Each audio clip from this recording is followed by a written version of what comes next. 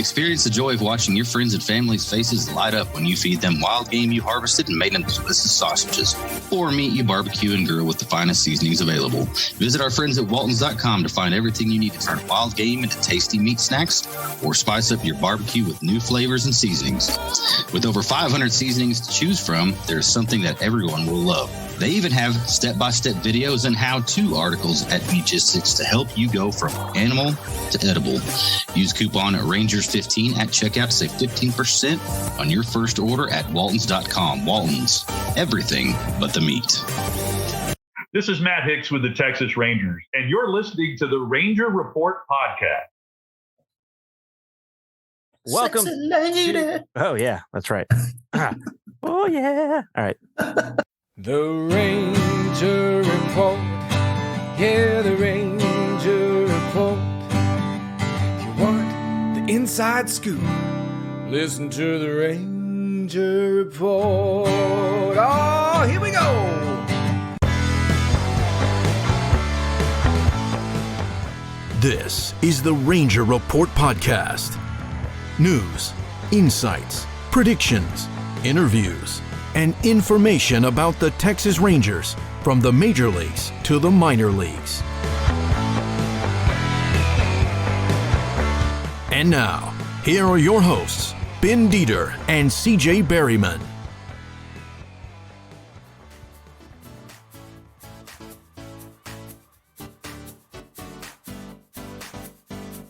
Welcome to the Ranger Report podcast, brought to you by Walton's. Walton's, everything but the meat. Don't forget to go to waltonsinc.com and get your stuff. And also presented by Dallas Sports Nation. I don't say that enough. It's in the show notes every week, but I don't say it enough. And I am, since that was a long intro, Ben Dieter. You can find me on the Bird app at BDieter75. I'll keep it short. I'm CJ Berryman at CJB_RR on the Bird app. And CJ, let's start tonight with the reason we're on the podcast. That would be some breaking news. Go ahead. Yep, I've got it right here. This seems to be, a trend for the season. Shohei Ohtani was 4 for 5 with a home run, a triple, 4 RBIs, and 2 runs scored. And the Angels lost 11-7 today. Now that's good, but that wasn't the breaking news. I thought you were going to go with. You're talking Rangers. You're Rangers. Yeah. Rangers. There's Rangers breaking news. Oh. Jeff the rally pigeon was spotted on the mound tonight during warmups in the game. So Jeff is back at the ballpark. Jeff is, of course, if you guys don't know, follow him, Jeff the Pigeon on Twitter. Jeff the rally pigeon is back, and he is. that is amazing news, right? That's pretty much what our whole show is going to be about tonight. Is Jeff the Pigeon? Well, I know they've been trying to get rid of him, but at this point, I think they just got to. They got to make a nest for him, just make it a home for him. But to be honest with you, that whole thing is hilarious. I love it. An actual pigeon got in, then the Rangers started winning, and everyone's so superstitious now. And I think it was Michael Grubes that did it, that named him Jeff, and now he's basically a folklore legend for all of eternity. Jeff the got Pigeon. His own Twitter account. Yeah, it's growing and growing. He actually tweeted at me, which was great. Because I sent, after Chris Woodward was fired, I tweeted, maybe Jeff the Pigeon should be the Rangers' next manager. Oh, yeah, I saw that. And Jeff the Pigeon replied that he would pick Marlin, and then he put some dots and said Bird. That's clever. I'm pretty sure it's Grubes, but I'm not 100% positive. But if I had to guess, I would say it's probably Grubes. Yeah, I would think so. But there's some other news. All right, so seriously, shocking news. Really, it was.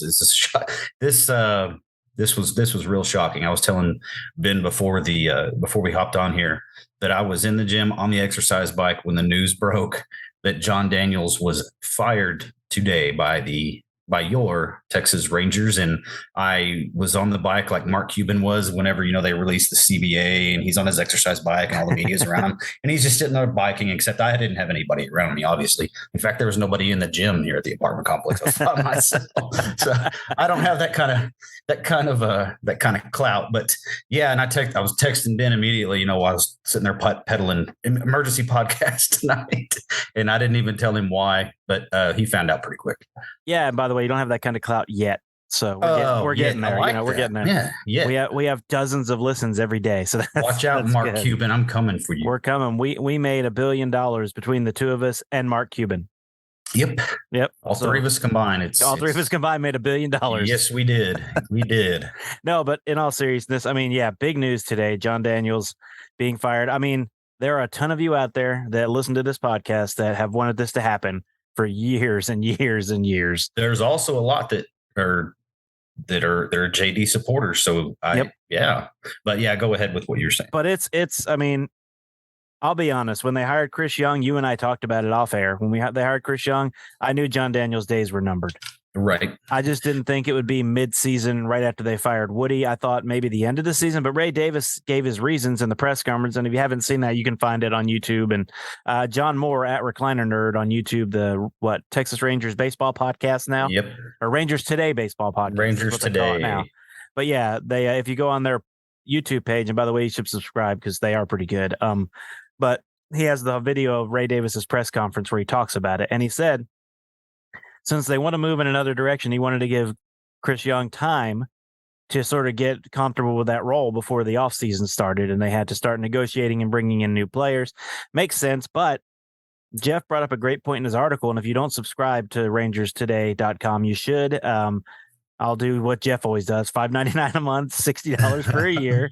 You can get a half year for $35. They're our friends, no matter what John. There you go, says. Jeff. If you're listening, no matter what, no matter what John says. That's right. But no, but that it seriously is a fantastic deal. I mean, I literally read it every single day. I mean, and a lot of my articles come from things I read from him that gives me ideas on something to write out of something he said. Between him and Levi Weaver, I mean, I get pretty much all of the information I need about the Texas Rangers, and both are paid. But guess what? You get what you pay for. I mean, not to downplay myself, but at the Ranger Report, I'm not a professional journalist. I never was. So mine is blogs and opinions from a fan, where theirs is long-term professional journalists, and they're great at what they do. And Jeff busts his ass for that deal. I mean, man, he really does. I mean, he went out on his own. Went out on his own, and he's turned it. I mean, he knows what he's doing, and he knows his shit, and he busts his ass. And he does. You can see it in his work every single day. If you subscribe to his newsletter, you get an email. Yep. Every single morning. There's something there, and it's always insightful. It's always well written, obviously, and he's. I mean, kudos to Jeff and to John. I mean, and that part's free, by the way. You can subscribe for free, and you get his daily newsletter. You get the daily newsletter for free. It's all the extra stuff, like, man, the awesome T.R. Sullivan articles that he posts on there. Man. And then all the minor league stuff that he posts on there. I mean, we pride ourselves in covering the minors pretty good, but Jeff does it for a living, and it's obvious, and we're probably the second best at covering the minor leagues as far as Rangers people go. But man, Jeff and John do a great job. But let's move off that and back to a different Jon Daniels. So I'll give you my quick reaction. Okay, just so you guys know, Ray Davis is not a nice person, because he did it while I was in the middle of my first day of actual teaching with students at his new school. At my new school. And so I looked down at my phone, like, it's going crazy in my pocket. I'm like, what is going on, man? So I look down, I see Rangers part ways with Jon Daniels. And I'm like, you've got to be kidding me. It's an hour before I have a lunch break. I can't sit on this for an hour. Well, I had to. If you guys didn't notice, my tweet came out a lot later than everybody else's because I had to finish. I mean, I guess I could have told them, talk amongst yourselves, and sat down and tweeted, but I don't think my boss would have liked that on my first day. Not your new boss. At the new job, no. The old boss would have been like, oh, he's just tweeting. It's fine. But this one, not used to my elaborate Rangers lifestyle yet. So they wouldn't have been ready for that. But my initial reaction was that, like we just said, I saw it coming when they hired Chris Jung, but I didn't see it coming right now. And then the fact that he didn't tell Chris Jung is kind of weird. That Ray Davis waited to tell him until after he fired Jon Daniels. So, talk a little bit about that. I mean, what's your opinion on that? Was that a good move, a bad move, or just something you think he didn't think all the way through? As far as how he did it? Yeah, the fact that he didn't tell Chris Jung before he fired Jon Daniels. Well, I mean, if you're the vice president of a company and you're about to be the president, wouldn't you want to know before the president was fired? Yeah, the head of baseball ops. Yeah. Yeah. I would like to know, given a heads up, like, hey, at least a day before, the night before, or something, or even the night before wouldn't have been appropriate. I think the day before, I don't know. Well, no, the day before, now that I think about it, because they'd have a game last night. Yeah. I would have made it awkward, but at least, I don't know. I mean, maybe on an off day. I don't know. Yeah. Middle of the week. I mean, like a Wednesday in the middle of a series with Oakland. That's kind of a weird way to do it. Yeah, I think waiting for an off day would have been the best avenue. I mean, the more appreciable way, I guess. Yeah. But I remember disagreeing with you a little bit on the Chris Jung coming in, because if I recall, like you said, you could, it kind of shows you that, like you said, that it means Jon Daniels on the way out. And I was like, yeah, maybe in a couple years, not mid-season in year 2 No. and year 1 really of Chris Jung calling the shots. Did I see that coming? Absolutely not. Am I surprised? Absolutely. But I'm indifferent on it, to be honest. If you would have asked me this 2-3 years ago, I would have been elated. Yeah. But I'm a little bit indifferent on it. And one thing I am happy about is that there is going to be one voice, and there's not going to be, oh, this was so and so, like with Nolan and JD, and now with Chris Jung, it's going to be one voice. And apparently there's a lot of Chris Jung's garnering a lot of respect around baseball already. So, which is great. He's going to get to hire his own manager. Yep. He needs to let that manager hire his own coaching staff, which I'm sure he knows, being a former player himself. And I'm not disappointed.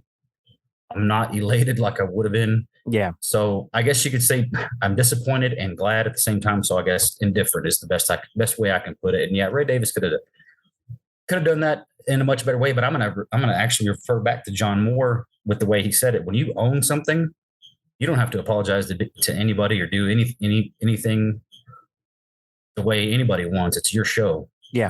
It's your treat. It's your toy. Yeah, I saw that. I saw John tweeted that, and I did agree with that. I mean, It's not like he has no oversight. He's the owner. He's the person that pays everybody's check, and the owner of a company can decide who stays and who goes. So he doesn't have to apologize. He doesn't have to apologize to anyone. That's for sure. Yeah. No, and I'll kind of quote him as well. He said every owner that you could possibly bring up has a little bit of a dick side to him. Yeah. And so it's just it's that kind of lifestyle, and that's how they got there, Yeah. So could it have been done better? Absolutely. I think, and look, let me say this. We don't sit here and I'd never wish for someone to get fired for ill personal will at all. No. But this is also, it's a big business now. Yes, it's a game, but baseball and all professional sports, especially in America and around the globe with soccer and other sports, it's a business and money's to be made and people are there to be pleased. And so, it's tough. It is a business. We have to remember that. And as fans, I'd say most people are very, very happy. Yeah. Probably 85% of people are happy. We do have on our Facebook page, the Ranger Report Facebook page, we have a good argument going. We do. I noticed that earlier tonight. And we love that. But, make sure you keep it civil, which they are. They're keeping it civil. They're keeping it civil. Don't get your feathers ruffled. I've been monitoring it to make sure they didn't get ugly. Don't get your ruffled. Don't get your brother. What? You got to get Jeff the Pigeon to say this to you. Don't get your ruffles feathered. Wow. Feathered ruffles. Hey, I just invented a new chip. Ruffles feathers. What is wrong with me? Okay. Don't get your feathers ruffled. Yeah, like back when the muckrakers were coming, with the original media and stuff, instead of getting tarred and feathered, they were ruffled and feathered. All right, I digress. All right, I'm done. But don't get we very much appreciate that. We love interaction on there. We have there's a few people on there that interact every day. We love it. I was going to say Jeff interacts every day. Jeff Dawson, I believe name is. He's awesome. Always interacting. He's one of the ones doing the polite arguing back and forth right now. Butch Adams is another one that comments on a lot of stuff. He's another one that gets on there and comments frequently on stuff. So we got a lot of good people. And then we get some comments on the Instagram page as well. Some people that like everything we post on there. Chev's always posts. Chev on Twitter. Yeah. If you had a top fan on Twitter, that would be Chev for us. Chev is awesome. For sure. But back to what we were talking about. I have never been a huge Jon Daniels guy, and I've also never been a huge Jon Daniels hater. I've always been, and again, what Ray Davis said was true. The Rangers have been, uninspiring for 6 straight seasons now. And since that 2015 appearance in the playoffs. And part of it has been just, they put off the rebuild when they shouldn't have. Mm-hmm. But the thing I find weird is I think I think he might have been gone in 2020 had it not been for COVID. I think Jon Daniels may have gotten some extra life out of COVID. I don't know that for sure. It's just a guess on my part because that's when the rebuild started, really. But you think about it, like Jon Daniels has now put together a great minor league system and built the foundation for a team. And right as all that's about to come to fruition, he gets axed. I will say this. I mean, as far as the prospects and the talent that's on the roster right now, or in the organization right now, that's a full credit to Jon Daniels. Yep. It absolutely is. Now we can bitch and moan about how, I just said the rebuild was maybe 2 years late. Yep. At least one for sure, but probably two. Yep. And they kind of held on to some pieces that they shouldn't have for too long. And did you see Elvis got released today? I did notice that today as well. Yeah. But anyway, so Rangers Hall of Famer, right? No doubt. Yes, absolutely. Okay. And Beltre better be there. He will. But so I was a Jon Daniels hater whenever you were. Whole Nolan split thing happened. You were. We've talked about that article that I wrote back when Ben and I were writing for Nolan Writing. Yep. And in 2014, it turned out to be pretty spot on. I'll go ahead and brag. Yep. It's I would have. I'm glad that they didn't fire him when I wanted them to fire him because this is a few years ago, not with the Nolan thing. Now I wish they would have. Yeah. Everybody wished they would have fired him with the Nolan thing. Yeah. So, but I'm glad they didn't fire him, a few years ago, because I don't think the farm system and the prospects that have come over in the international signings and via trade and stuff like that, I don't think the farm system would be as stocked as it is if it wasn't for Jon Daniels. So I will give him credit there. However, since he became the GM, there was the decline started. Yep. Now we can argue back and forth with the JD lovers and the Nolan haters, and I'll kind of be on the fence a little bit about it, but more on the opposite side of the Jon Daniels argument is they started declining right then, and there was some big moves that he made immediately that backfired right off the bat. Yep. Bold moves. Yep. And it helped, I would say, push the decline along, I guess. Yeah. So, while there was still a couple years left there of competitiveness, culminating in that 2015 ousting by the damn Blue Jays. Yep. 2 years in a row. Yeah. It was, the decline had started. Yeah. And it started when he started making those bold moves like he did. Here's what's funny. His first bold move, which everybody hated, Adrian Gonzalez and Chris Jung to the Padres for Akinori Otsuka, for Trammell Sledge, and for Adam Eaton. So one guy that played in the majors for a little bit. Yeah. And now Jon Daniels is getting essentially axed for the guy that he traded first. But it is really funny. I agree with you. But here's what I'll say before we move on from Jon Daniels is I felt like he was always professional. I mean, no matter what happened. I mean, he owned it. When they stunk, he owned it. He would get in front of the media. And I mean, he did talk political talk, but I think you have to talk political talk to be a GM. But he always owned it. He always said, that's on me. That's my fault. I didn't give, Bannister or Woody or whatever, the tools he needed to win. Like Daniels always did take it on himself. He was always very honest, even if it was political. And he always wore it. You could tell it bothered him. Like you could tell it wasn't just a business to him. He wanted to win. And I hadn't really seen him smile since about 2012. No. And I will say this: you cannot question Jon Daniels' couth and character. No, not at all. Not. I mean, dislike him as a GM all you want, but he's a good dude, man. He is somebody that is really easy to root for. Yep. And it sucks that it didn't work out because, again, you want a guy like that leading your organization. Really. And when you're here for 17 years, I mean, I wanted to see him win a World Series as a GM. I really did. But again, I think the writing was on the wall. He knew it. I know they said he didn't know, but I think he knew it was coming at some point. I just don't think he knew when. I'm trying to remember who it was that said that in interviews, it might have been John Moore that said that in some interviews earlier in the week that he kind of had an air about him that he kind of knew something was coming up. Yeah. And I mean, if you've been in the job as long as he's a smart dude. You see things. He knew. I mean, he knew that. I mean, 6 straight. I mean, what general manager? Well, not let's go general manager. What like president of a company would have stocks fall 6 straight years and still have a job? Right. And I mean, Jon Daniels has that empathy. You can tell. Yeah, you can tell. And it hurt him. around you. It hurt him personally too that they were not succeeding. Mm-hmm. But again, he's built a good foundation, and I hate to say it, and fans are going to hate this, but when they do win a World Series, part of it will be because of him. Because of Jon Daniels, yeah. Part of it will be because of Jon Daniels. And let's do that. I mean, World Series. We'll talk about it when it happens. We will mention it. People will get mad at us.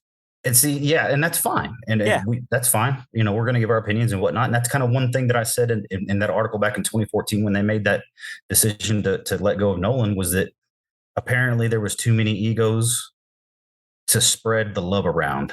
It had to be this person got the credit or that person got the credit. Well, why not both of them? Yeah. Both of them get the credit for working together. Ryan gets the credit because he could have fired Jon Daniels when he got hired. He could have, and he could have fired him, and he kept him. He could have fired Ron Washington. Neither one of those were his guys. Correct. He said, I'm going to give it a season and see what happens, and then bam, look, under the guidance of Nolan Ryan, Jon Daniels kind of pulled the reins back on making crazy moves, and things turned around. Ron Washington got a second life. Really, I mean, if it would have been anybody else that had taken over the team at that point, we never would have seen Ron Wash make the World Series. You are correct. 2 years in a row. So you are correct. And then helping, kind of guide Jon Daniels along, like, hey, you don't have to be Theo Epstein to succeed. Yeah. And Jon Daniels did a hell of a job. Yep. I mean, built 2 World Series appearing teams. So the credit, both of them deserve it. One more than the other. Give that opinion to those inside the offices. And I'm sure we'll debate this or talk about this in the future, but the Mark Teixeira trade is still one of the greatest baseball trades of all time. Right. And there's people who'll be like, well, he did that. And I'm like, right after Nolan Ryan got there, Yeah. So you can argue both sides of the fence. You can, and that's the thing. All right. Yes, that was the spearhead. That was the trade that speared the World Series run. All right, so let's move on. Tony Beasley so far, now the interim manager. Speaking of guys you want to root for. No kidding, man. But his press conferences have been like gold. He is just, I mean, if Chris Woodward was honest, Tony Beasley is brutally honest. I mean, he ripped Nathaniel Lowe and did everything but said his name last night in the post game about kind of jogging from first and with 2 outs and then getting thrown out at home.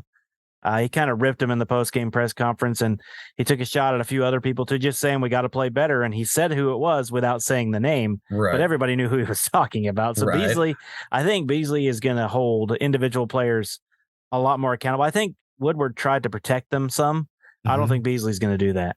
And I like that. It's kind of refreshing. Me too. I mean, they need that. And I liked how you need to be called out if you suck. I liked how Chris Woodward, how he was, speaking to him, and I know we talked about him the other night, but he was very accessible to me, very media friendly, never shied away from a question. Yeah, super honest, sometimes too honest. Yeah,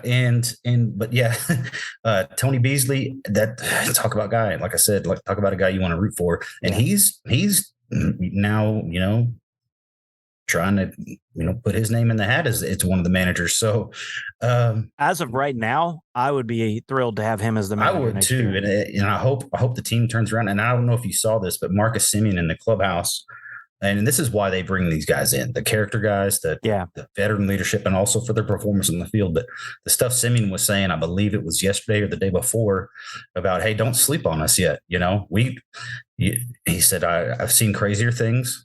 And he said, what we need to do right now is go out there and give our best every single night and continue to play ball hard. The remaining, and he said he had the exact same number or the exact number of games left in the season. He goes, we're going to play hard the entire way. Yep. So, and that's what you want to hear. I mean, and now, and Cole Reagans is on the mound tonight, his third start. And, I think he's down 3-1 at the moment while we're recording this, but again, he's not pitching awful, and I think at some point, now that you've DFA'd Garrett Richards, which, my opinion, thank God, but now that you've DFA'd Garrett Richards. And by the way, the Matt Moore bereavement thing is really weird. Levi, I thought the same thing. It kind of scared the crap out of me. Me too, because he just had a baby, and I was like, wait, he went from paternity list to bereavement list. But Levi Weaver said on Twitter that mom and baby are fine. Yeah, So, I saw that, but they still haven't said why he's on the bereavement. No, list, it's so for whatever reason, Matt Moore's on the bereavement list. it's not the baby. Yeah, and it's not his wife. Yeah. Well, in either way, all our thoughts and prayers go out to the Moore family. Whatever's going on. Yeah. But yeah, that was my first thoughts too. It scared me. I know, me too, man. I was like, wait, what? Yeah, because I mean, that's not a good thing to think about at all. As a parent, both of us being a parent, no, that's never something you want to have to deal with. No. But yeah, all right, let's move down to the minors to the guy who's hitting, I think, 3,000 gajillion with 6 home runs a game. That's Josh Jung. I mean, it feels that way. What else does he have to prove other than, I guess, just a couple more at bats, to get him prepared, like a couple more at bats, almost like a rehab assignment, because my goodness, AAA pitching is not challenging this man at all.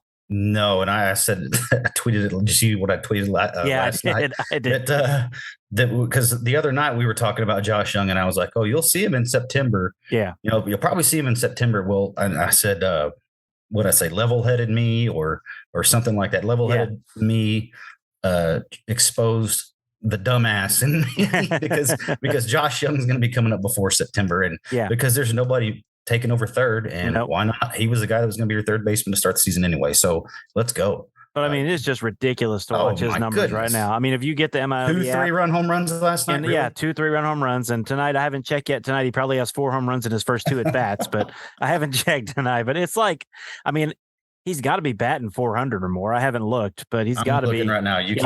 He's got to be batting up there. I mean, it's just he is on the kind of tear you don't see very often. He is on the kind of tear you do not see very often at all. It has been so impressive to see. And I mean, I think this is a guy proving that he's hungry for the major leagues and he really wants to get there. And now he's healthy and he's trying to prove that to the Rangers. I'm laughing. You want to know? Okay. What is it? He is 1 for 2 with a home run and 3 RBIs. Is he really? So what's his batting average on the season right now? For Round Rock, it's got to be like 1754. Yeah, this is getting laughable. Dude, it's ridiculous. How do you? I mean, it's like he's the guy in the video game, and you just bumped all his stats up to max. He's the guy that you created yourself as on the video game. And you bump all the stats to max, and you make yourself ridiculous. His batting average is only 320. That's horrible. Oh, that's terrible. Never mind. He's no good whatsoever. Okay, here we go. 50 at bats, and I don't know if this is. I think this is coming into the game. So 50 at bats, 7 homers, 17 RBIs, 16 hits, 404 OBP, a 1204 OPS. So he's averaging a home run every 7 at bats. I mean, golly, man, that's ridiculous. And he went kind of oppo center on both of them last night. He did, yeah, he did. So as far as him being healthy, I think he's okay. Yeah, I think he's fine, and I think it's time. Oh, yeah, I think it is too. That was nice. So I think, I mean, he's going to have to put on the 40-man roster anyway. So he's coming up. He's on the 40-man. I thought. I don't think he is. No, maybe not. Because he never came up. I don't think he's on the 40-man yet. That's true. And then Cole Winn is going to be put on the 40-man. You'd imagine, yeah. I think Garrett Richards. I think Garrett Richards might be gone so that Winn can come up and pitch out of the bullpen. I may be wrong, but that's my guess. Well, what about Alexi?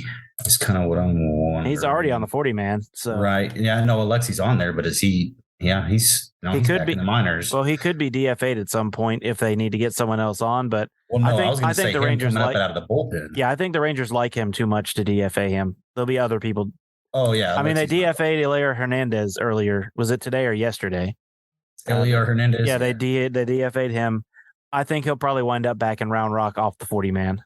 Damn, you're right. Josh Young not on the 40-man. Yeah, I didn't. Yeah, he hadn't made it yet. He hadn't made it yet. Yeah, so he's not. So he's going to have to be on. Cole Winn is going to have to be on.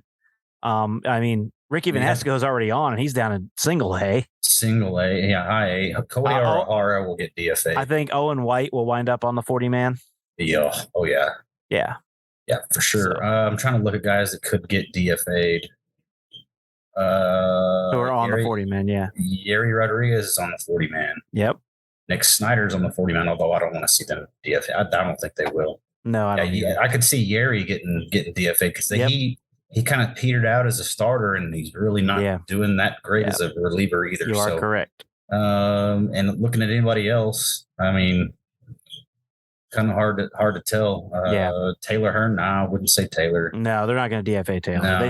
They still have faith in him, if not as a starter, as that fire-throwing bullpen guy, or tandem guy, because ever since coming off the starter role and doing that, he has been so much better. And he's been able to go long innings. So he's been able to go long. It's that third time through the lineup that really kills Taylor. Yeah, there's definitely value in Taylor Hearn. Oh yeah, Taylor Hearn he's got a spot on the rotation. Taylor Hearn on the staff. On the staff, yeah. Taylor Hearn, and he's an amazing person too. So. Oh yeah, we love him, and of course, Lady Ranger Report is. Of course. Robin, Rockin' Robin. All right, so we're about to wrap up, but we decided we had to hit one tonight. CJ texted me, emergency podcast in all caps earlier today, and I agreed after Jon Daniels was fired. So we hope you guys enjoy this. Thank you guys, by the way. Again, our numbers are just, through the roof. We've not only shattered last year's numbers, but, I mean, last year, it's like we didn't even exist last year compared to how things are going. Yeah, and last year was a good year. It was a hell of a year. Last year was a good year. The hell of a year. No, yeah, y'all are making this just absolutely enjoyable every time. And it's, to be honest, you would imagine, I don't know, a lot of people would feel pressure having more, I almost said more eyes. Well, you don't have eyes on us, and thankfully for y'all, you don't. Yeah, that's good. More years that maybe some nervousness or pressure. No, we are loving this. We are reliving in it. And, we are going to have guests. Like I guess we kind of lied the other night by saying we probably have a guest tonight, but with the Jon Daniels information, we imagine there was not going to be the guest that we'll put it this way as a surprise. The guests that we have on were a little too directly involved with the moves of the past couple of days. There was no way they were going to get on tonight. So. Also, I am still in negotiations. It's just finding a time for some of these guys in season is hard. Ryan Darrow does want to come on with us, but it's just, now that I'm back at work, the timing isn't working out correctly. So we'll have to find a day we can get him on. And then Cam Cauley also has been communicating with me, and we're going to get him on. So we've got minor leaguers coming up. And then in the off season, of course, it'll be a minor leaguer a week pretty much, because we have time for that. And then again, I'm going to mention this. It's early still, but we are going to spring training next year with your help. We believe so. We will definitely start pushing for that as soon as the season ends. So be on the lookout for that. If you know anyone who owns a business that would like to sponsor us, Ben at therangerreport.com or info@therangerreport.com, and we will appreciate anything we can get. So CJ, you're not fired. That's the good news. Hey, no, I start my new job tomorrow. That's right. And I started mine. Well, I started a few weeks back, but I started with kids today. So it's been working for Humana for this enrollment period. I'll just be honest. I took a nap when I got home today. Hey, I took one too, but I was just wore out from the gym. 13 and a half miles, bro. I'm proud of myself. I told you, over 10,000 steps in my little bitty classroom. Wow. All right. Thank you guys for listening, and we will talk to you when someone else gets fired. And we'll say deuces. Thanks for listening to the Ranger Report podcast. Find us on Twitter, Facebook, and at therangerreport.com.